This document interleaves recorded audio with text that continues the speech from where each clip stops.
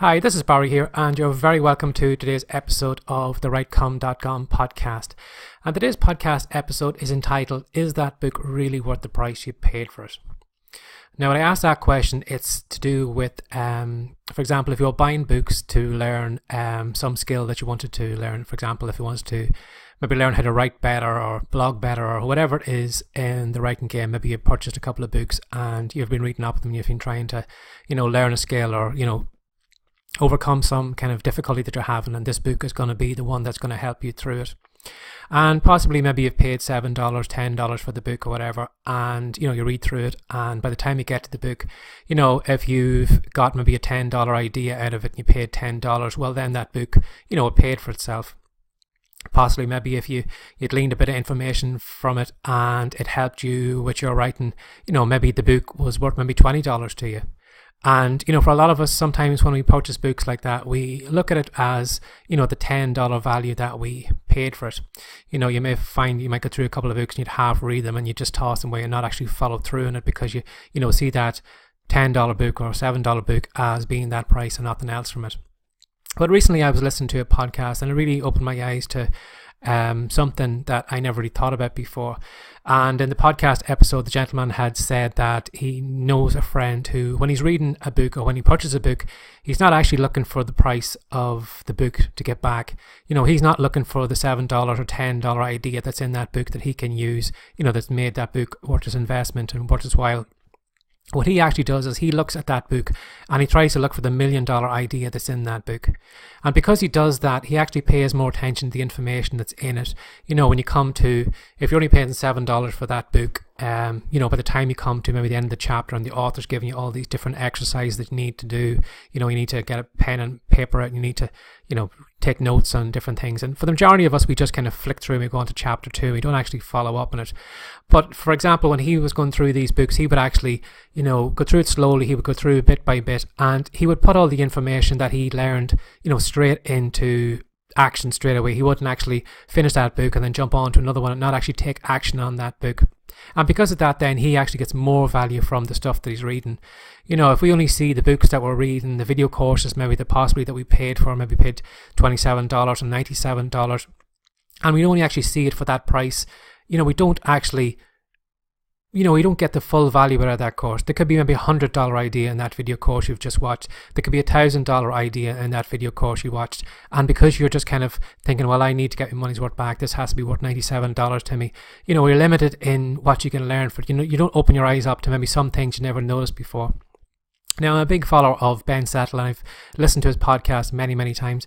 And Ben always recommends that when you're reading the book is to read it 10 times because each time you read it, you discover a little bit more in the book that you didn't notice before because, sometimes you could be in a rush and you might just, read through a chapter and there could be that bit of information in there that can make a difference to your writing or your blogging or your, whatever web traffic or whatever it's a skill that you wanted to learn. And because you were in a hurry that time, you missed it. Whereas when you went back over that book and read it 10 times, you got so much more from that book. And it was really, you really got your money's worth out of it. You didn't see it for the $7 that you paid for it. If you look at, for example, even the classic book like by Napoleon Hill, Think and Grow Rich, I think you can go on to Amazon nowadays and you can purchase that book for $7. And, a lot of people just see that as a $7 book, but don't actually maybe know the whole story that is, went on at the back of that story. They don't realize that that book was a 20-year journey that Napoleon Hill had to take, and he had to go around all these inventors and politicians and, businessmen and the wealthiest people that was in America at the time, and he was gleaning from them all the information that made them rich, what was the process that they do, the rituals that they had, and, he took a note and pen and paper and he wrote all those down, and that 20 years is all condensed down into Think and Grow Rich. And, if you look at that book and you say, well, yeah, that's only a $7 book, but when you realize the amount of information that went into that, Bob Proctor said that it's one of the books that he reads over and over again. He said he's been reading it this past 40 years. And I'm sure from him reading that book over and over and again, whatever he paid for it those 40 years ago, I'd say it wasn't even close to $7. It was probably a tiny amount of money.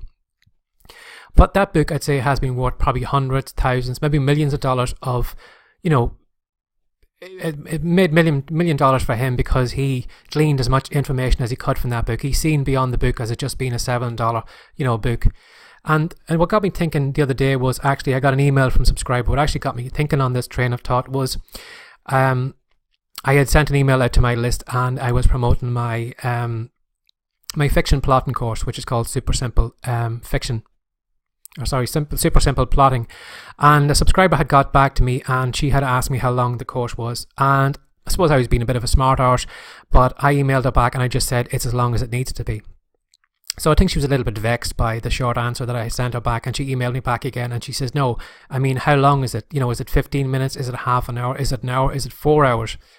And again, I said to her, well, it's as long as it needs to be. But for her, she was looking at that product as, she was looking for the value in that product. She said, right, if I'm going to, from what I got from her thinking was that, she was going to pay whatever price the course was, but to her, the longer the videos was, the more value she could actually see in it. So for example, if the course was 4 hours long, but in fact mine was only an hour, she would have been disappointed in it because it didn't have those 3 hours of content in it that she thought she needed. Whereas in my eyes, I would rather have somebody condense 4 hours of video course down into 1 hour, so I can glean all the information I want in that hour. I've learned what I need to do, and I've saved myself 3 hours, and 3 hours where I can take action on that information and get a head start on everybody else, because all of a sudden I know how to plot my fiction books, and for those 3 hours I am up and I'm running. But for her, she wanted the 4 hours because she wanted to justify that $17 or whatever the course was at the time. She wanted to justify that price, that she, if it was 4 hours long, well then she could convince herself that she should spend the money on it. So whatever you're doing today, pay attention to whether it's the latest book that you bought on Amazon. You maybe it could be an impulse buy or something like that.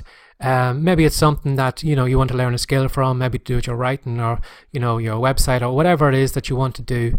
And, just ask yourself the question, do I really see this book as being the $7, price tag is on the book? Am I really going to, wring as much information out of it? What if I looked at the book I'm reading now and I said to myself, there's a $10,000 idea in here, or there's a $100,000 idea in here. I'm sure that you would read that book a lot better. You would glean as much information from it. You would pay attention. You would do all the exercises. And because of that, then you'd get far, far more information out of it because, as I said, like, Napoleon Hill spent 20 years putting the book together, like Think and Grow Rich, and for people just to dismiss it as a $7 book and not actually realize that the condensed knowledge was in there. Same with even Tony Robbins books.